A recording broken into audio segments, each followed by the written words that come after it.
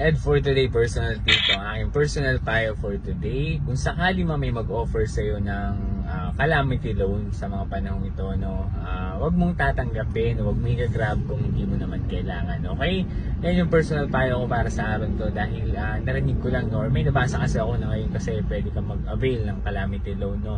So mag-avail ka lamang ng calamity loan kapag talaga namang naapektuhan ka nung bagyo, no, yung nakaraang bagyo, yung bagyong Karina, binaha kayo, or kung ano man nangyari, no, at kailangan mo talaga ng additional fund para again malinis mo yung bahay, makarecover ka din sa damage ng bagyo, no.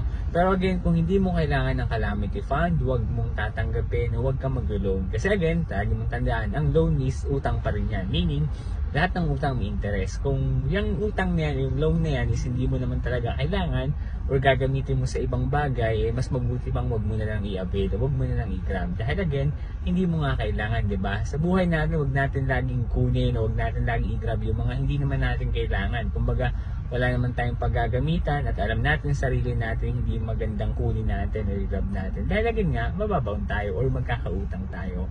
So, lagi mong tandaan na wag mo i-avail ang isang calamity loan kung hindi ka naman nasalanta ng bagyo o hindi ka naman affected. Okay?